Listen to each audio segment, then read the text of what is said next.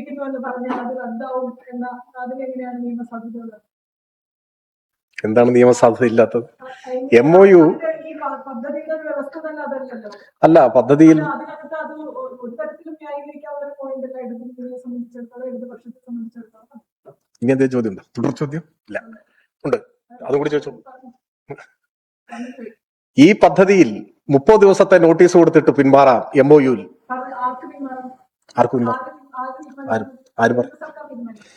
MOU എന്ന് പറഞ്ഞാൽ രണ്ട് പാർട്ടികൾ തമ്മിൽ ഒപ്പിടുന്നല്ലേ? സംസ്ഥാനത്തിന് ഏകപക്ഷീയമായോ അല്ലെങ്കിൽ മുൻകൂർ നോട്ടീസ് നൽകിയോ പിന്മാറാൻ കഴിയില്ല എന്നുള്ളത് ആ വ്യവസ്ഥയിൽ തന്നെയുണ്ട്. അത് പിന്മാറേണ്ടതാണ്. പിന്മാറണമെങ്കിൽ അതിനുള്ള അവകാശം അത് കേന്ദ്ര സർക്കാരിനാണ്. രണ്ടാമതെന്നുള്ളത്, ഒരു സംസ്ഥാനവും കേന്ദ്ര സർക്കാരും തമ്മിൽ ആശയവിനിമയത്തിലൂടെ എന്തെങ്കിലും തരത്തിലുള്ള ഭേദഗതികൾ വരുത്താം എന്നുള്ളത് ആ വ്യവസ്ഥയിലുണ്ട്. പക്ഷെ അതിനുള്ള എന്തെങ്കിലും ഒരു സിംഗിൾ സ്റ്റെപ്പെങ്കിലും സംസ്ഥാന സർക്കാർ, അന്ന് കേരളം ഭരിച്ച സംസ്ഥാന സർക്കാർ എടുത്തിരുന്നു. മൂന്നാമത്തെ ചോദ്യം, ഇതിനകത്ത് ഈ ഒരു പദ്ധതിയിൽ ഒപ്പിടുമ്പോൾ ഈ SSK ഫണ്ടിനപ്പുറത്തേക്ക് ഈ പറയുന്ന അല്ലെങ്കിൽ രാഷ്ട്രീയമായി പറയുന്ന ഈ കാവ്യവൽക്കരണം വിദ്യാഭ്യാസ മേഖലയിലെ അത് ചെറുക്കാൻ വേണ്ട എന്ത് മുൻകരുതലാണ് LDF സർക്കാർ അന്ന് എടുത്തത്? LDF സർക്കാർ ഈ പദ്ധതിയായിട്ട് മുന്നോട്ട് പോയിട്ടില്ല. ഒന്നാമത്തെ കാര്യം. അല്ല, നിങ്ങൾ പറഞ്ഞാൽ ഞാൻ മറുപടി പറയാം. അത് പറ്റില്ല. രാഷ്ട്രീയ തീരുമാനം എടുത്ത് പിന്മാറിയതല്ലേ? ഇതിനകത്ത് മുന്നണിക്കകത്ത് വലിയ തർക്കങ്ങൾ ഉണ്ടായതല്ലേ? നിങ്ങൾ ശേഷം തെരഞ്ഞെടുപ്പ് റിവ്യൂ നടക്കം നിങ്ങൾ അതിനകത്ത് വിലയിരുത്തിയതല്ലേ? നിങ്ങൾ ചോദിക്കുന്ന മുഴുവൻ ചോദ്യത്തിനും ഞാൻ മറുപടി പറയും, എത്ര സമയം ഇരുന്നാലും. അപ്പോ ചോദ്യം ചോദിക്കുമ്പോൾ ഒന്ന് പറഞ്ഞു കഴിഞ്ഞിട്ട് വേണം ചോദിക്കാൻ, അല്ലേ? ഇപ്പൊ ഒരുപാട് ചോദ്യങ്ങൾ ചോദിച്ചിരിക്കുന്നു. ഈ പദ്ധതി ഞങ്ങൾ നടപ്പിലാക്കാൻ ഉദ്ദേശിക്കുന്നില്ല, ഞങ്ങൾ നിർത്തലാക്കുന്നു എന്ന് നവംബർ മാസം 12-ാം തീയതി കേരള സർക്കാർ രേഖാമൂലവും അതിനു മുൻപ് വിദ്യാഭ്യാസ മന്ത്രിയുടെ നേതൃത്വത്തിൽ പ്രതിനിധി സംഘം എന്ന നിലയ്ക്ക് മുഖതാവിലും പറഞ്ഞിട്ടുള്ളതാണ്.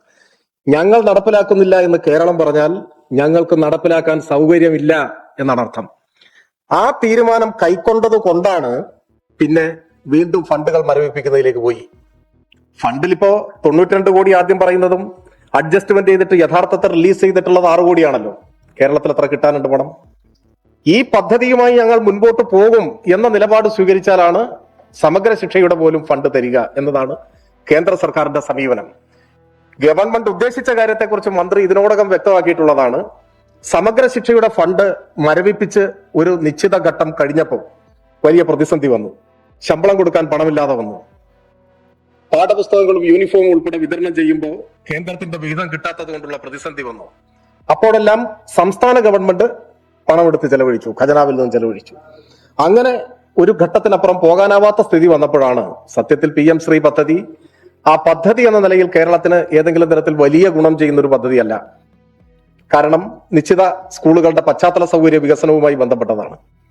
മിക്കവാറും അത്തരത്തിലുള്ള പശ്ചാത്തല സൗകര്യമൊക്കെ ഇവിടെ നമ്മൾ ഉണ്ടാക്കി കഴിഞ്ഞതാണ്. നമ്മൾ പ്രതിസന്ധിയിലേക്ക് വന്നത് സമഗ്ര ശിക്ഷയുടെ ഫണ്ട് മരവിപ്പിക്കുന്നു എന്ന ഘട്ടത്തിലാണ്. അപ്പോഴാണ് അന്ന് ഒപ്പിടുന്ന സാഹചര്യം ഉണ്ടായത്. എന്നാൽ അത് പദ്ധതി നടപ്പാക്കാൻ ഉദ്ദേശിച്ചുകൊണ്ടല്ല എന്ന് എല്ലാ ഘട്ടത്തിലും മന്ത്രി തന്നെ പറഞ്ഞിട്ടുണ്ട്. ഇങ്ങനെ ഒപ്പിട്ടാൽ സമഗ്ര ശിക്ഷയുടെ ഫണ്ട് റിലീസ് ചെയ്യപ്പെടും എന്ന ഒരു ഘട്ടത്തിലാണ് ഒപ്പിട്ടതെന്നും പദ്ധതി നടപ്പാക്കാൻ ഉദ്ദേശിക്കുന്നില്ലെന്നും ഉടനെ തന്നെ നടപ്പാക്കുന്നതിന് ആവശ്യമായിട്ടുള്ള നടപടികൾ സ്വീകരിക്കണമെന്ന് ഒപ്പിട്ടതിന്റെ തൊട്ടുപുറകെ ആവശ്യപ്പെട്ടപ്പോൾ ഞങ്ങൾ അങ്ങനെ നടപടികൾ സ്വീകരിക്കുന്നില്ല എന്നുമാണ് അറിയിച്ചിട്ടുള്ളത്. എന്തായാലും ഇപ്പോ ഒപ്പിട്ടതിന്റെ സാഹചര്യത്തെ കുറിച്ചൊക്കെ നിങ്ങൾ പറഞ്ഞു. ഞാൻ അതിനെക്കുറിച്ച് വിശദമായി ചർച്ചയ്ക്ക് പോകുന്നില്ല. ആ സാഹചര്യം വിശദീകരിച്ചു എന്ന് മാത്രം. എന്തായാലും നിങ്ങൾ ഉൾപ്പെടെ, ഇപ്പൊ CPI ഒക്കെ നമ്മുടെ മുമ്പിലുണ്ടല്ലോ, നിങ്ങൾ ഉൾപ്പെടെയുള്ളവർ ഉന്നയിച്ച വിമർശനത്തിന്റെ കൂടി അടിസ്ഥാനത്തിൽ നിന്ന് കണക്കാക്കിക്കോളൂ. നവംബർ 12-ന് കത്ത് കൊടുത്തതും മന്ത്രി നിലപാട് സ്വീകരിച്ചതും. അപ്പോ ഇപ്പോ ഗവൺമെന്റിന്റെ മുൻപിൽ നിൽക്കുന്ന പൊസിഷൻ കേരളം കൊടുത്ത നവംബർ 12-ലെ കത്താണ് കേന്ദ്ര ഗവൺമെന്റിന്റെ മുമ്പാകെ. ഈ MOU നിർത്തിവെക്കണം എന്നാവശ്യപ്പെട്ടുകൊണ്ടുള്ള കത്ത്. ഒപ്പം മന്ത്രി ഉൾപ്പെടെ അവിടെ പറഞ്ഞിട്ടുള്ള നിലപാട് ഞങ്ങൾ ഇത് നടപ്പാക്കാൻ ഉദ്ദേശിക്കുന്നില്ല എന്ന് തന്നെയാണ്. ഇതിൽ നിന്നുമുള്ള പുറകോട്ട് പോക്കാണ് ഇപ്പൊ വന്നിരിക്കുന്നത്. ഇത് നടപ്പാക്കാനാണ് ഇപ്പൊ ഉദ്ദേശിക്കുന്നത്, അതിനെയാണ് ഞങ്ങൾ എതിർക്കുന്നത്. അതാണ് പ്രശ്നം. റദ്ദായി എന്നുള്ള വാക്ക് ഞാൻ പറഞ്ഞിട്ടില്ല. റദ്ദാക്കണമെന്ന് ആവശ്യപ്പെടുന്നു, നടപ്പാക്കാൻ ഉദ്ദേശിക്കുന്നില്ല. കേന്ദ്രവും സംസ്ഥാനവും തമ്മിൽ ഒരു കരാർ ഉണ്ടാക്കിയിട്ട് ഇവരെന്താ തൂക്കിക്കൊല്ലു? ഞങ്ങൾക്ക് നടപ്പാക്കാൻ മനസ്സില്ല എന്ന് പറഞ്ഞാൽ കേരളത്തിന്റെ കേരളത്തെ പിരിച്ചുവിടൂ. അതിന് രാഷ്ട്രീയ ആർജവം വേണം. ആ ആർജവം ഞങ്ങൾ കാണിച്ചു. നിങ്ങൾ വിമർശിച്ചോ? ഞങ്ങൾ കാണിച്ചു. അല്ല, അതിനകത്ത് എന്തിനൊപ്പിട്ടു? ഇപ്പൊ മുന്നണിയും മന്ത്രിസഭയും പോലും അറിയാതെ PM ശ്രീ കരാറിൽ ഒപ്പിട്ടു എന്നാണ് CPI നേതൃത്വം പോലും പരസ്യമായിട്ട് നിലപാടെടുത്തതും അവർ വലിയ പ്രതിഷേധം. എന്ത് ഘട്ടത്തിലാണ് അത് ഒപ്പിട്ടത്? ഇപ്പോഴും ആ പദ്ധതി അങ്ങനെ നിലനിൽക്കുകയാണ്. ഒരു തരത്തിലും റദ്ദായിട്ടില്ല. ഒരു തരത്തിലുള്ള നിയമസാധുതയും ഈ കൊടുത്തെന്ന് പറഞ്ഞ ഈ കത്തിലില്ല. പിന്നെ എങ്ങനെയാണ് നമ്മൾ അതിനെ ന്യായീകരിക്കുക പൊളിറ്റിക്കൽ? നിയമസാധുത എന്ന വാക്ക് പ്രസക്തമാവുക വ്യവഹാരത്തിൽ ഏർപ്പെടുമ്പോഴാണ്, നിയമയുദ്ധത്തിൽ ഏർപ്പെടുമ്പോഴാണ്. അല്ല പറയട്ടെ, നിയമസാധുത എന്ന വാക്ക് പ്രസക്തമാവുക വ്യവഹാരത്തിലാണ്, അല്ലാതെ പ്രസക്തമാവില്ല. കേന്ദ്രവും കേരളവും തമ്മിലൊരു നിയമയുദ്ധത്തിൽ ഏർപ്പെട്ടിട്ടില്ല. ഇത് രാഷ്ട്രീയ നയങ്ങൾ തമ്മിലുള്ള ഏറ്റുമുട്ടലാണ്. പിന്നെ അന്ന് ഒപ്പിട്ടത് ഏത് സാഹചര്യത്തിൽ, ആരൊക്കെ എതിർത്തു, ഏത് നിലയിൽ ഒപ്പിട്ടു, ഞാൻ ആ ചർച്ചയിലേക്ക് പോകുന്നില്ല. പോകാത്ത പറ്റുന്നതുകൊണ്ടുമല്ല. അത് ഒട്ടനവധി തവണ വിദ്യാഭ്യാസ മന്ത്രിയും LDFന്റെ നേതൃത്വവും വിശദീകരിച്ച ഒരു കാര്യം, അന്നത്തെ ഒരു കാര്യമാണ്. നിങ്ങൾ വിമർശനം ഉന്നയിച്ചോളൂ. ഞാൻ ഇപ്പോഴത്തെ അതിന്റെ നില പറയുന്നു. ഇപ്പോ PM ശ്രീ പദ്ധതി സംബന്ധിച്ച പൊസിഷൻ, LDFന്റെ പൊസിഷൻ, നവംബർ 12 കത്ത്, മന്ത്രിയുടെ നേതൃത്വത്തിലുള്ള സംഘം നേരിട്ട് നടത്തിയിട്ടുള്ള രാഷ്ട്രീയ നിലപാട്, മന്ത്രി അറിയിച്ച രാഷ്ട്രീയ നിലപാട്, 3 മുഖ്യമന്ത്രി ഉൾപ്പെടെയുള്ള UDFന്റെ നേതൃത്വം, മന്ത്രിമാരും മുഖ്യമന്ത്രിയും ഉൾപ്പെടെയുള്ള നേതൃത്വം മലയാളികൾക്ക് മുൻപാകെ കൊടുത്ത വാക്ക്, ഞങ്ങളിത് അറബിക്കടലിലേക്ക് വലിച്ചെറിയും, ഞങ്ങൾ ഇത് കുഴിച്ചു മൂടും, ഞങ്ങൾ നടപ്പിലാക്കില്ല എന്ന് പറഞ്ഞൊരു കാര്യം. അവര് കുഴിച്ചു മൂടണ്ടെന്നാണ് ഞങ്ങൾ പറഞ്ഞത്. LDFനെ സംബന്ധിച്ചിടത്തോളം ഞങ്ങൾ തന്നെ കുഴിച്ചു മൂടിയതാണ്. അതാണ് നവംബർ 12 കത്ത്. നിങ്ങൾ അതിനെ എടുത്ത് തലയിൽ വെക്കാതിരുന്നാൽ മതി എന്നാണ് പറഞ്ഞത്. അതാണ് പറഞ്ഞത്. ഇതിനകത്ത് രണ്ട് LDFും UDFും ഈ PM ശ്രീ പദ്ധതിയിൽ ചെയ്തത് ഒരേ കാര്യമാണ്. ഒന്ന് ഒപ്പിട്ടു, അതിനുശേഷം വരവിപ്പിക്കുന്നു എന്ന് പറഞ്ഞാൽ അതിനുശേഷം ഒരു മന്ത്രിസഭ ഉപസമിതി വെച്ചു. ആ സമിതി ഒരിടത്തും എത്തിയില്ല. ഇപ്പോൾ UDFും അത് തന്നെ ചെയ്യുന്നു. മുന്നണിക്കകത്ത് എതിർപ്പുണ്ടാകും, അല്ലെങ്കിൽ മുൻപ് പറഞ്ഞ നയസമീപനങ്ങളോട് യോജിക്കില്ല എന്ന ഘട്ടത്തിൽ അവരും ഒരു മന്ത്രിസഭ ഉപസമിതി വെക്കും. ഈ PM ശ്രീ പദ്ധതി അപ്പോൾ കേരളത്തിൽ എന്താണ് ഈ രണ്ട് മുന്നണികളും ഉദ്ദേശിച്ചത്, അല്ലെങ്കിൽ അത് ഒരേ കാര്യമല്ലേ എന്ന ചോദ്യമാണ് ഉദ്ദേശിക്കുന്നത്. ഇപ്പോഴും ഞാൻ പറഞ്ഞ ഈ നിയമപ്രശ്നം അല്ലെങ്കിൽ ഈ നിയമപരമായ കാര്യം എന്ന് പറഞ്ഞാൽ വാക്കിനെ വ്യാഖ്യാനിച്ചതല്ലാതെ താങ്കൾ ഈ പദ്ധതിയുടെ കരാറിന്റെ വിശദാംശങ്ങളിലേക്കോ അത് റദ്ദായെന്ന് പ്രത്യക്ഷമായ ചോദ്യത്തിന് ഉത്തരത്തിലേക്കോ വന്നിട്ടില്ല. ഒരു കാര്യമില്ല. രണ്ട് ഉപസമിതിയും ഒന്നല്ല. ഞങ്ങൾ വെച്ച ഉപസമിതി PM ശ്രീ നടപ്പാക്കാതിരിക്കാനുള്ള ഉപസമിതിയാണ്. ഇപ്പൊ വെച്ചിട്ടുള്ള ഉപസമിതി PM ശ്രീ നടപ്പാക്കാനുള്ള ഉപസമിതിയാണ്. അതാണ് വ്യത്യാസം. അത് നിങ്ങൾക്ക് ബോധ്യമായിട്ടില്ലെങ്കിൽ ചിലപ്പോൾ വരുന്ന ആളുകൾ ബോധ്യമാകുമായിരിക്കും. ഞങ്ങൾ ഇത് നടപ്പാക്കാതിരിക്കുന്ന നിലപാടാണ് സ്വീകരിച്ചത്. ഇപ്പോ തർക്കമുണ്ടാവുന്നത് ഇത് നടപ്പാക്കാൻ പോകുമ്പോഴാണ്. നിങ്ങൾ അന്ന് നടപ്പാക്കുന്നതിനെ എതിർത്തവരാണ്. ഇന്നിപ്പോ നിങ്ങളുടെ നിലപാട് മാറിയിട്ടുണ്ടോ എന്ന് എനിക്കറിയില്ല. പിന്നെ നിയമസാധുതയുടെ കാര്യത്തിൽ ഞാൻ പറഞ്ഞത് എന്റെ അഭിപ്രായം തന്നെയാണ്. കേന്ദ്രവും കേരളവും ഒപ്പിട്ട ഒരുപാട് കരാറുകൾ, നിങ്ങൾ കരാറുകളുടെ ഒരു ചരിത്രം നോക്ക്. ഏതൊക്കെ കരാറുകൾ നടപ്പായി, ഏതൊക്കെ ഉപേക്ഷിക്കപ്പെട്ടു, ഏതൊക്കെ നിർജീവമായി നമുക്ക് കാണാൻ പറ്റും. കരാർ ഒപ്പിട്ടു എന്നും അത് റദ്ദായി പോയിട്ടില്ല എന്നും പറയുന്നത് സാങ്കേതികമാണ്. കേരളത്തിൽ നടപ്പാക്കാൻ മനസ്സില്ല എന്ന് പറഞ്ഞാൽ മനസ്സില്ല, ഇല്ല എന്നാണ് അർത്ഥം. അതിന് പൊളിറ്റിക്കൽ വില്ല് വേണം. അത് ഞങ്ങൾക്കുണ്ടായിരുന്നു. ഞങ്ങൾ ആ നിലപാട് പറഞ്ഞു. അതാണ്. ചോദ്യത്തിനുള്ള ഉത്തരം പറയുന്നത് ഞാനിത് നമ്മൾ ആവർത്തിച്ചങ്ങനെ പറഞ്ഞിട്ട് കാര്യമില്ല. ഇപ്പൊ താങ്കൾ SSK ഫണ്ട് തടയുന്ന അല്ലെങ്കിൽ കിട്ടാതിരിക്കുന്ന ഒരു സാഹചര്യത്തിൽ PM ശ്രീ പദ്ധതിയിൽ ഒപ്പിടേണ്ടി വന്നു. അപ്പോഴും നിങ്ങൾ പറഞ്ഞ പൊളിറ്റിക്കൽ നിലപാട് സ്റ്റാൻഡ് അവിടെ നിൽക്കുകയാണ്. വിദ്യാഭ്യാസ മേഖലയിൽ കേന്ദ്ര സർക്കാർ നടപ്പാക്കാൻ ഉദ്ദേശിക്കുന്ന കാവ്യവൽക്കരണം അത് തടയും, അല്ലെങ്കിൽ അതിന് രാഷ്ട്രീയമായ ഒരു ബില്ലുള്ള അല്ലെങ്കിൽ അത്തരം ആളുകളാണ് കേരളം ഭരിക്കുന്നത് എന്നുള്ള ഒരു കാര്യം ഇവിടെ നിൽക്കുകയാണ്. ഈ SSK ഫണ്ട് കിട്ടുക എന്ന ലക്ഷ്യത്തോടു കൂടി ഒപ്പിടുമ്പോഴും ഈ ഒരു കരാറിന്റെ വ്യവസ്ഥ കൂടിയാണ്, അല്ലെങ്കിൽ കരാറിന്റെ ഭാഗം കൂടിയാണ് നിങ്ങൾ പേടിച്ചിരുന്നത്, അല്ലെങ്കിൽ നിങ്ങൾ പൊതുസമൂഹത്തെ പറഞ്ഞ് വിശ്വസിപ്പിച്ചിരുന്ന ഒരു ഭാഗം കൂടിയാണ് ഈ കാവ്യവൽക്കരണം. അതിനെ തടയാൻ നിങ്ങൾ എന്ത് മുൻകരുതലെന്ന് ഒപ്പിടുമ്പോഴും പൊതുസമൂഹത്തെ പറഞ്ഞു വിശ്വസിപ്പിച്ചിരുന്ന എന്താ നിങ്ങൾ ഉദ്ദേശിക്കുന്നത്? വാക്കിലല്ല. താങ്കൾ നേരത്തെയും ഒരു വാക്കിൽ പിടിച്ചാണ് നിങ്ങൾ വിശദീകരിച്ചത്. നിങ്ങൾ കാര്യത്തിലേക്ക് പോയി. അതിനകത്ത് എന്താണ് ഇപ്പൊ ഞാൻ ചോദിച്ച ചോദ്യം താങ്കൾക്ക് മനസ്സിലാകാതിരിക്കാൻ മാത്രമുള്ള ഒരു അതൊന്നും ഇല്ലാന്നാണ് ഞാൻ ഇപ്പോഴും മനസ്സിലാക്കുന്നത്. എന്ത് മുൻകരുതലുകളാണ് ഈ SSK ഫണ്ടിന്റെ പേരിലാണെങ്കിലും PM ശ്രീ പദ്ധതിയില്ലാതെ കരാറിൽ ഒപ്പിടാമെന്ന് കേരളം തീരുമാനിക്കുമ്പോൾ അന്ന് ഭരിച്ച ഇടത് സർക്കാർ ഈ കാവ്യവൽക്കരണം എന്ന രീതിയെ തടയാൻ എന്ത് മുൻകരുതൽ എടുത്തു? അതാണ് എന്റെ ചോദ്യം. ഇപ്പൊ ചോദ്യം കറക്റ്റായി. പറഞ്ഞു വിശ്വസിപ്പിച്ചെന്ന് പറയുമ്പോ ഇല്ലാത്തൊരു കാര്യം നമ്മൾ പറഞ്ഞു വിശ്വസിപ്പിച്ചു എന്ന് വരും. ഇങ്ങനെ ചോദിച്ചാൽ എനിക്ക് വിരോധമില്ല. അതിനുള്ള മറുപടി ഇതാണ്.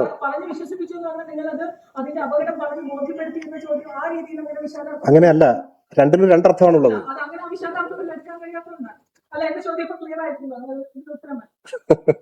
പറഞ്ഞു വിശ്വസിപ്പിച്ചു എന്ന് പറഞ്ഞാൽ അതിന്റെ അർത്ഥം അല്ലല്ല. നിങ്ങൾ ദീർഘമായി ചോദിച്ചു, ഞാൻ മറുപടി പറയുമ്പോൾ കേൾക്കണോ? അതൊരു പരസ്പര ബഹുമാനത്തിന്റെ ഭാഗം. പറഞ്ഞു വിശ്വസിപ്പിച്ചു എന്ന് പറഞ്ഞാൽ ആ മലയാള വാക്കിന്റെ അർത്ഥം യഥാർത്ഥമായ ഒരു കാര്യത്തെ മറ്റൊരു തരത്തിൽ വിശ്വസിപ്പിച്ചു എന്നാണ്. അല്ലെങ്കിൽ ബോധ്യപ്പെടുത്തി എന്നൊക്കെ പറയാം. അത് പോട്ടെ, നമ്മൾ ആ കാര്യം തർക്കിക്കേണ്ട ഒരു വിഷയമല്ല, അതൊരു മാറ്റർ അല്ല. കേട്ടപ്പോൾ ഞാൻ പറഞ്ഞത് മാത്രമേ ഉള്ളൂ. ഈ കാര്യത്തിൽ ചോദ്യത്തിന്റെ മറുപടി എന്ന് പറഞ്ഞാൽ എന്ത് മുൻകരുതലാണ് അല്ലെങ്കിൽ നടപടിയാണ് ഈ കാവ്യവൽക്കരണം നടക്കാതിരിക്കാൻ വേണ്ടി നിങ്ങൾ സ്വീകരിച്ചതല്ലേ ചോദ്യം? അതിന്റെ മറുപടിയാണ് ഞാൻ ആദ്യം തന്നെ പറഞ്ഞിട്ടുണ്ട്. നിങ്ങൾക്കത് വ്യക്തമാകാത്തതാണ്. ഈ പദ്ധതി നടപ്പാക്കാൻ ഉദ്ദേശിച്ചുകൊണ്ട് ഒപ്പിട്ട പദ്ധതി അല്ല എന്നാണ് മറുപടി. ന്യായം പറയുന്നതൊക്കെ വ്യക്തികൾക്ക് അനുസരിച്ചല്ല. നിങ്ങൾക്ക് ന്യായമായി തോന്നില്ല? ഒരു പദ്ധതി കേന്ദ്ര സർക്കാർ മുന്നോട്ട് വയ്ക്കുന്ന പദ്ധതി വളരെ ആലോചനകൾക്ക് ശേഷം അല്ലെങ്കിൽ വളരെ വലിയ സമരങ്ങൾക്കൊടുവിൽ അത് മുന്നണിക്കെടുത്ത തർക്കങ്ങളൊക്കെ മാറി നിൽക്കട്ടെ, അതിൽ ഒപ്പിടാൻ തീരുമാനിക്കുമ്പോൾ ഈ കാവ്യവൽക്കരണ ഭീതിയെ ചേർക്കാൻ എന്ത് ചെയ്തു, എന്ത് നടപടിയെടുത്തു? അതിലെങ്ങനെയാണ് ഒപ്പിട്ട് നടപ്പാക്കാൻ വേണ്ടി അല്ലാതെ ഒപ്പിട്ടതെന്ന് എങ്ങനെയാണ് പറയാ?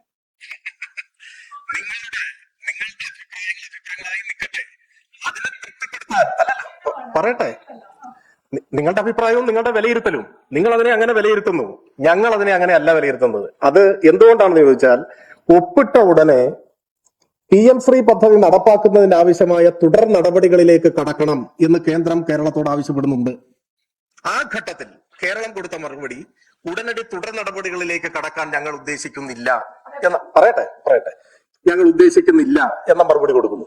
അതിനുശേഷം മന്ത്രിയും സംഘവും കേന്ദ്രമന്ത്രിയെ നേരിട്ട് കണ്ട് PM ശ്രീ പദ്ധതിയെ ഒരു പദ്ധതി എന്ന നിലയിൽ ഞങ്ങൾ നടപ്പാക്കാൻ ഉദ്ദേശിക്കുന്നില്ല എന്ന് അസന്നിഗ്ധമായി പറയുന്നു. പകരം ഞങ്ങൾക്ക് ലഭിക്കാനുള്ള SS ഫണ്ട്, സമഗ്ര ശിക്ഷാ ഫണ്ട് ലഭിക്കണം എന്ന നിലയും പറയുന്നു. അപ്പൊ ഒപ്പിട്ടില്ലെങ്കിൽ, പദ്ധതി നടപ്പാക്കിയില്ലെങ്കിൽ ഫണ്ട് ലഭിക്കുന്നതല്ല എന്ന് കൃത്യമായി മനസ്സിലാവുന്ന ഘട്ടത്തിൽ പദ്ധതി, അപ്പോഴേക്ക് മറ്റു പല പശ്ചാത്തലമുണ്ട്, പദ്ധതി നടപ്പാക്കാൻ ഈ MOU നിർത്തലാക്കണം എന്ന് പറഞ്ഞുകൊണ്ട് ആ പശ്ചാത്തലം വിവരിച്ചുകൊണ്ട് കത്തും കൊടുക്കുന്നു. ഈ ഒരു ഘട്ടത്തിലും PM ശ്രീ പദ്ധതി കേരളത്തിൽ നടപ്പിലാക്കാൻ പോകുന്നു എന്നൊരു നിലപാട് സ്വീകരിച്ചിട്ടില്ല. അതുകൊണ്ട് തന്നെ നിങ്ങളുടെ ചോദ്യം അപ്രസക്താണ്. നിങ്ങൾക്ക് ബോധ്യമായിക്കോണമെന്നില്ല. എനിക്ക് എന്റെ മറുപടി നിങ്ങൾക്ക് ചോദ്യമാണ്. അല്ല, അത് പഴയൊരു കാര്യമാണ്. പിന്മാറിയ കാര്യവും ഈ നിർത്തലാക്കിയ കാര്യവും നമ്മൾ ചർച്ച ചെയ്യുകയാണ്. നിങ്ങൾ എന്തിനാണ് ഇങ്ങനെ അസ്വസ്ഥയായിട്ട് തലയൊക്കെ ആട്ടുന്നത്? ഞാൻ നിങ്ങളുടെ എല്ലാ ചോദ്യവും കേട്ട് ക്ഷമയോടെ ഇരിക്കുകയല്ലേ. ഞാൻ പറഞ്ഞല്ലോ, നിങ്ങളുടെ ഏത് ചോദ്യത്തിനും ഞാൻ മറുപടി പറയും. പിന്നെ നിങ്ങൾ തർക്കിക്കാൻ തയ്യാറായിട്ടാണെങ്കിൽ നിങ്ങൾ അതും ആയിക്കോട്ടെ, പറഞ്ഞോളൂ. നിങ്ങളുടെ വ്യക്തത നിങ്ങളെ ആശ്രയിച്ചിരിക്കും. അതുകൊണ്ട് ഇപ്പൊ നമ്മളിങ്ങനെ സംസാരിച്ചാൽ ഒരുപാട് സമയം എടുക്കും. ഞാൻ തയ്യാറാണ്, കാരണം എനിക്കിപ്പോ പെട്ടെന്ന് അങ്ങോട്ടേലും പോകാനില്ല. നമുക്ക് അങ്ങനെ തുടരാം. ശരി, നിങ്ങൾ ചോദിച്ചു. ഇനി എന്തെങ്കിലും ചോദിച്ചു. വ്യക്തത നിങ്ങൾക്കുണ്ടാവില്ല, കാരണം നിങ്ങൾക്ക് ആ കാര്യത്തിൽ ഒരു നിലപാടുണ്ട്. അത് ഞാനതിനെ വിമർശിക്കുകയോ ആക്ഷേപിക്കുകയോ ചെയ്യുന്നില്ല. നിങ്ങൾക്ക് ആ കാര്യത്തിൽ ഒരു നിലപാടുണ്ട്. എനിക്കതിൽ വ്യത്യസ്തമായ ഒരു നിലപാടാണ്. ഞാൻ എന്റെ നിലപാട് വിശദീകരിക്കുന്നു. നിങ്ങളുടെ ചോദ്യം കേൾക്കുമ്പോൾ തോന്നുന്നത് നിങ്ങളുടെ നിലപാടിലേക്ക് ഞാൻ വരണമെന്ന് നിങ്ങൾ ആഗ്രഹിക്കുന്നതാണ്. അത് നടക്കുന്ന ഒരു കാര്യമല്ലല്ലോ. എനിക്ക് എന്റെയും നിങ്ങൾക്ക് നിങ്ങളുടെയും നിലപാടും ബോധ്യമാണ്. നിങ്ങൾ നിങ്ങളുടെ ബോധ്യങ്ങൾ നിൽക്കും. ഞാൻ CPM പറയാനുള്ള കാര്യങ്ങൾ പറയുന്നു. അല്ലെങ്കിൽ തന്നെ നമ്മൾക്ക് ഒരേ അഭിപ്രായം ആവില്ല എന്ന കാര്യത്തിൽ നിങ്ങൾക്ക് ഉറപ്പല്ലേ? മുൻവിധിയാണോ? ഞാൻ വ്യക്തിപരമായിട്ടല്ല പറഞ്ഞു. എനിക്ക് വ്യക്തിപരമായിട്ട് നിങ്ങളെ അങ്ങനെ അറിയുകയില്ലല്ലോ. ഞാൻ എന്താ ഉദ്ദേശം നിങ്ങൾക്ക് മനസ്സിലായില്ലേ? ഇല്ലെങ്കിൽ ഞാൻ ഇനി വ്യക്തമായി പറയാം. നിങ്ങൾക്ക് മനസ്സിലായിട്ടില്ലെങ്കിൽ നമുക്ക് രണ്ട് നിലപാടാണെന്നുള്ള കാര്യം വ്യക്തമല്ലേ എല്ലാ കാര്യത്തിലും. ഒരു വിഷയത്തിൽ രണ്ട് സർക്കാരുകൾ രണ്ട് ഉപസമിതി വെക്കും. LDF പറ്റുന്ന ഉപസമിതി ഈ പദ്ധതിയുമായി മുന്നോട്ട് പോകാതിരിക്കാനുള്ള തീരുമാനങ്ങൾ എടുക്കാനും, UDF പറ്റുന്ന ഉപസമിതി ഈ പദ്ധതി നടപ്പിലാക്കാൻ വേണ്ടി ഉള്ള തീരുമാനം എടുക്കാനുള്ള ഉപസമിതിയുമാണ്. എങ്ങനെയാണ് അത്? രണ്ടും വ്യക്തമാണ്. കാരണം LDF സർക്കാർ ഉപസമിതിയെ വെക്കുന്ന സമയത്ത് കേരളത്തിൽ ഈ വിഷയം വലിയ തോതിൽ ചർച്ച ചെയ്യപ്പെട്ടിരുന്നു. നിങ്ങൾക്ക് എല്ലാവർക്കും അറിയാം. വലിയ വിമർശനങ്ങളുടെയും ചർച്ചകളുടെയും ഒക്കെ തുടർച്ചയിലാണ് ആ ഉപസമിതി വെക്കുന്നത്. അന്നത് വ്യക്തമാണ്. ഈ പദ്ധതി നടപ്പിലാക്കാതിരിക്കുന്നതിന് വേണ്ടിയുള്ള നടപടികളിലേക്ക് ഗവൺമെന്റ് കടക്കുകയാണ്. അപ്പോ അതിന് സാങ്കേതികമായി ചില കാര്യങ്ങൾ അവലംബിക്കേണ്ടി വരും. അതിനുവേണ്ടി വെച്ചതാണെന്നുള്ള കാര്യം വ്യക്തമാണ്. ആ കാര്യത്തിൽ നിങ്ങൾക്ക് എന്താ സംശയം എനിക്ക് അറിഞ്ഞൂടാ. ആർക്കും ഒരു സംശയമുള്ള കാര്യമല്ല. കത്തി ഉപസമിതി ഉൾപ്പെടെയുള്ള കാര്യങ്ങൾ പരാമർശിച്ചുകൊണ്ടാണല്ലോ റദ്ദായി എന്നല്ല ഞാൻ പറഞ്ഞു. പദ്ധതി നടപ്പാക്കാൻ ഉദ്ദേശിക്കുന്നില്ല. കുഴിച്ചു മൂടിയ പദ്ധതി വീണ്ടും മണ്ണ് വന്ന് പുറത്തെടുക്കും. കുഴിച്ചു മൂടിയെന്ന് പറഞ്ഞാൽ കഴിഞ്ഞത്. ആ കഴിഞ്ഞ കാര്യത്തിൽ പിന്നെ അതിന് പുറത്ത് വീണ്ടും മണ്ണ് തള്ളിവിടാൻ വേണ്ടിയാണോ ഒരു ഉപസമിതി? അല്ല, ഞാൻ പറഞ്ഞത് ആ വാക്ക് തന്നെയാണ് ഉപയോഗിച്ചത്.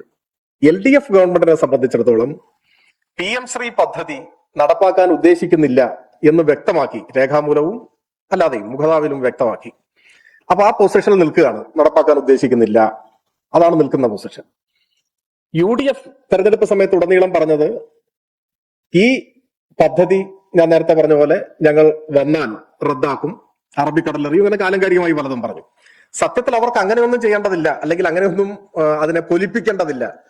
LDF നിന്നിടത്ത് നിന്ന് അതിനെ മുന്നോട്ട് പോകുക എന്നുള്ളതാണ്. അതായത് നടപ്പാക്കാതിരിക്കുക, അല്ലെങ്കിൽ ഈ പദ്ധതി കേരളത്തിൽ നടപ്പാക്കുന്നില്ല എന്ന LDF പരസ്യപ്പെടുത്തിയ രേഖാപരമായി നമ്മുടെ മുമ്പിൽ നിൽക്കുന്ന ആ നിലപാടിൽ നിന്ന് വ്യത്യാസം വരാതിരുന്നാൽ തന്നെ പ്രശ്നമില്ല. എന്നാൽ ഇപ്പോൾ അവരുദ്ദേശിക്കുന്നത് ഈ പദ്ധതി നടപ്പാക്കാനാണ്. അതിന്റെ തുടക്കം എന്ന നിലയ്ക്ക് വിദ്യാഭ്യാസ മന്ത്രിയും തദ്ദേശ മന്ത്രിയും ഒക്കെ കുറച്ച് ദിവസങ്ങളായി അതിനൊരു പശ്ചാത്തലം ഒരുക്കുന്നുണ്ട്.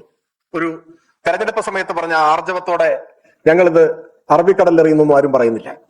ഇപ്പോ ഈ ഉപസമിതിയെ വെച്ചത് ഇത് നടപ്പാക്കാനാണെന്നും നടപ്പാക്കുന്നതിനൊരു ന്യായം കണ്ടുപിടിക്കാൻ വേണ്ടി ചില വസ്തുതാവിരുദ്ധമായ കാര്യങ്ങൾ, ഇപ്പൊ കള്ളെന്ന് പറഞ്ഞിട്ട് നമുക്ക് ഒരു പ്രകോപനം വേണ്ട, അതാണ് PM ശ്രീയുടെ പണം വാങ്ങി എന്നുള്ള പ്രചരണം. അതുപോലെ ഇതിനെ സാധൂകരിക്കാൻ കരിക്കുലവും മറ്റും ഇവിടെ തീരുമാനിക്കണം എന്ന് ഇളവ് ആവശ്യപ്പെട്ടു എന്നൊരു കാര്യം. അതുപോലെ സ്കൂൾ തെരഞ്ഞെടുക്കണം, ഇങ്ങനെയുള്ള കാര്യങ്ങളൊക്കെ പറഞ്ഞ് ഇതിനെ സാധൂകരിക്കാൻ ശ്രമിക്കുന്നു. അതായത് PM ശ്രീ പദ്ധതി ഞങ്ങൾ നിർത്തലാക്കും, ഉപേക്ഷിക്കും എന്ന് പറഞ്ഞ UDFന്റെ നേതൃത്വം ഇപ്പൊ പദ്ധതിയുടെ വക്താക്കളായി നടപ്പാക്കാൻ പോകുന്നു എന്നുള്ളതാണ്. കഴിഞ്ഞ സർക്കാരിൽ ഈ പദ്ധതിയിൽ ഒപ്പിട്ടത് നമ്മൾ മലയാളം പറഞ്ഞ കേന്ദ്രത്തെ പറ്റിക്കുന്നു, അതായത് ഇതിൽ ഞങ്ങൾ ഒപ്പിടുന്നു, മറ്റു വ്യാഖ്യാനം ഞാനതിലൊന്നും പറയാം. അതാണ് ഉദ്ദേശം എന്നാണ് പറഞ്ഞു വന്നതിന്റെ ചുരുക്കം. അതുപോലെ ഈ സർക്കാർ കേന്ദ്രത്തെ പറ്റിക്കാണെന്ന് അവർ അങ്ങനെയല്ലല്ലോ പറഞ്ഞിരുന്നത്. അവർ കേരളത്തിന്റെ മുമ്പാകെ പറഞ്ഞിട്ട് ഇപ്പോൾ 2 മാസമല്ലേ ആയിട്ടുള്ളൂ. അവരുടെ പ്രഖ്യാപനം എന്തായിരുന്നു? ഒപ്പം അവർ ഭരിക്കുന്ന സംസ്ഥാനങ്ങളിൽ എന്തായിരുന്നു നിലപാട്? ഇപ്പൊ തെലങ്കാനയിലും അതുപോലെ കർണാടകയിലും, ഹിമാചലിലെ കാര്യം നോക്കണം, തെലങ്കാനയിലും കർണാടകയിലും ഒക്കെ അത് സംബന്ധിച്ച ഒരു കണക്ക് കണ്ടത്, കർണാടകയിൽ 560 പള്ളിക്കൂടങ്ങൾ PM ശ്രീ സ്കൂളുകളാണ്, തെലങ്കാനയിൽ 832 സ്കൂളുകൾ PM ശ്രീ സ്കൂളുകളാണ്. അപ്പോ കോൺഗ്രസ് അധികാരത്തിലിരിക്കുന്ന സംസ്ഥാനങ്ങളിലെല്ലാം PM ശ്രീ പദ്ധതിയുടെ ഭാഗമായി മാറി. അങ്ങനെ മാറിയിട്ടാണ് കേരളത്തിലെ ജനങ്ങളുടെ മുൻപിൽ ആത്മവഞ്ചനാപരമായ ഒരു നിലപാട് അവർ പറഞ്ഞത്. അപ്പൊ അവരുടെ നയം ഇത് തന്നെയാണ്. അപ്പൊ അവര് നടപ്പിലാക്കാൻ വേണ്ടിയാണ് ഈ ഉപസമിതി എന്ന് എങ്ങനെ പറയുമെന്ന് ചോദിച്ചാൽ ഒരുപാട് കാര്യങ്ങൾ നമ്മുടെ മുമ്പിലുണ്ട്. ഞാൻ പറഞ്ഞു തീർത്തിട്ട് പറയാം. മറ്റ് സംസ്ഥാനങ്ങളിൽ അവർ സ്വീകരിച്ച നിലപാട്, 2 ഗവൺമെന്റ് വന്നതിന് ശേഷം മന്ത്രിമാരും മുഖ്യമന്ത്രിയും ഈ വിഷയത്തിൽ പുറപ്പെടുവിച്ചിട്ടുള്ള അഭിപ്രായ പ്രകടനങ്ങൾ, അതിന്റെ അടിസ്ഥാനത്തിൽ സ്വാഭാവികമായും ഇങ്ങനെ ഒരു നിഗമനത്തിൽ എത്താൻ കഴിയും. ഇനി മറിച്ച് ഈ മന്ത്രിസഭാ ഉപസമിതിയൊക്കെ വെച്ചതിന് ശേഷം LDF ഗവൺമെന്റിന്റെ അതേ നിലപാട് ഞങ്ങളും തുടരുന്നു, ഞങ്ങൾ ഈ പദ്ധതി നടപ്പാക്കുന്നില്ല എന്ന പൊസിഷനിലേക്ക് അവർ വരണം എന്നാണ് ഞങ്ങൾ പറയുന്നത്. അത്രയും ഈ ഫണ്ട് ലഭിക്കാൻ വേണ്ടിയിട്ടാണ് ഈ പദ്ധതിയിൽ ഒപ്പിട്ടതെന്ന് പറയും മന്ത്രി തന്നെ പറഞ്ഞിട്ടുള്ള കാര്യം, ഞാൻ പുതുതായി പറയുന്ന കാര്യമല്ല. അതായത് ഇത് ഒപ്പിടുന്നത് BJP സർക്കാരുമായിട്ട്, അതിനകത്തൊരു കാര്യം ഉണ്ടാകും എന്ന് ചിന്തിച്ചിട്ടുണ്ട്. ഈ പൈസ തരും എന്നാണോ പദ്ധതിയിൽ ഒപ്പിട്ട് കഴിഞ്ഞാൽ അവർക്ക് പൈസ തരുമെന്ന ചിന്ത ഉണ്ടായിരുന്നു. അങ്ങനെ ചിന്തിക്കാൻ പോലും പറ്റില്ല. കാര്യം അവർക്ക് എന്തെങ്കിലും ഇതിനകത്ത് ത്രൂക്കൺ മൈൻഡിൽ ചെയ്യാനോ അതുപോലും വിലയിരുത്താതാണോ ഈ ഒരു പദ്ധതിയിലേക്ക് പോയത് എന്നാണ് ചിന്തിക്കുന്നത്, എന്നാണ് ചോദിച്ചത്. അന്നത്തെ ഒരു കാര്യമാണ് ചോദിക്കുന്നത്. പക്ഷെ PM ശ്രീയുടെ ഫണ്ടല്ല നമ്മൾ വാങ്ങിയിട്ട് ചെയ്യുന്നത്. SSA സമഗ്ര ശിക്ഷ ഫണ്ട് നമ്മുടെ സംസ്ഥാനത്തിന് അവകാശപ്പെട്ടതും നമ്മൾ ചെലവഴിച്ച പൈസയാണ്. PM ശ്രീയുമായിട്ട് അതിന് നേരിട്ട് ബന്ധമില്ല. പക്ഷെ രാഷ്ട്രീയ അധികാരം ദുരുപയോഗം ചെയ്ത് PM ശ്രീയിൽ ഒപ്പിട്ടാൽ ഇത് തരാതിരിക്കുകയാണ്. അപ്പോ PM ശ്രീയിൽ ഒപ്പിട്ടിട്ട് PM ശ്രീയുടെ ഫണ്ട് കിട്ടുകയാണെങ്കിൽ പദ്ധതി നടപ്പാക്കിയല്ലേ സ്കൂൾ തെരഞ്ഞെടുത്തു എന്നൊക്കെ നമുക്ക് പറയാം. പക്ഷെ PM ശ്രീ ഒപ്പിടുന്നതോടുകൂടി ആ ഫണ്ട് കിട്ടുന്നുള്ളതാണ് അന്നത്തെ സ്ഥിതിയാണ് ഞാൻ മനസ്സിലാക്കുന്നത്. അന്നത്തെ വിദ്യാഭ്യാസ മന്ത്രി അങ്ങനെയാണ് അതിനെ വിശദീകരിച്ചിട്ടുള്ളത്. കൂടുതൽ കാര്യങ്ങൾ അതിൽ എനിക്ക് പറയാനില്ല. ഈ PM ശ്രീയിൽ ഒപ്പിട്ട് ഇവരുടെ ഒരു ഇടപാടാണെന്ന് വിചാരിക്കാനുള്ള ഒരു ബോധം നമുക്ക് അന്ന് ഉണ്ടായില്ല എന്ന് ചോദിക്കുന്നത്. ഒരു എത്രയും മോശക്കാരി.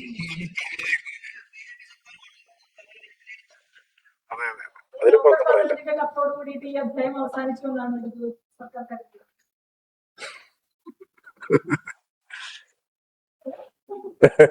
രണ്ടാം ഘട്ടമാണ് ചോദ്യം. ഞാൻ അതിനെ കുറിച്ച് പറഞ്ഞിരിക്കുന്നു. അല്ലല്ല, എനിക്ക് ചോദ്യത്തോട് വിപ്രതിപത്തിയില്ല. നിങ്ങൾക്ക് സാധ്യമായത്ര ചോദ്യം, മറ്റേ നിങ്ങൾക്കുള്ള സമയം എത്രയും എടുത്തു. ഞാനത് ആദ്യം പറഞ്ഞിരിക്കുന്നു, അതിന്റെ മറുപടി പറഞ്ഞിരിക്കുന്നു.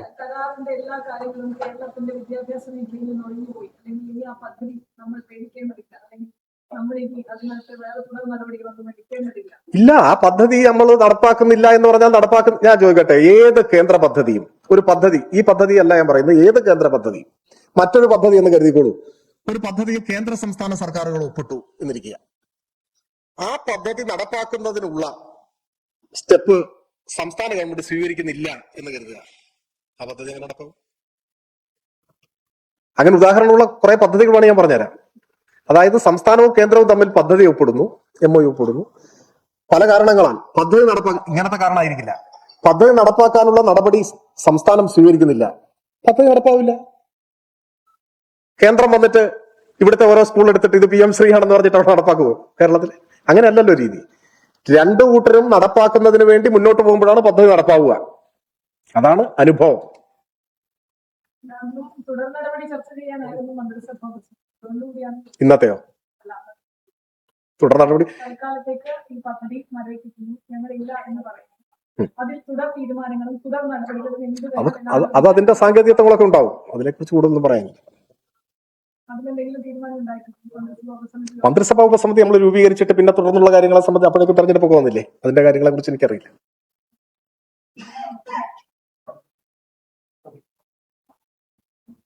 പറ്റുന്നില്ലെങ്കിൽ പിന്നെ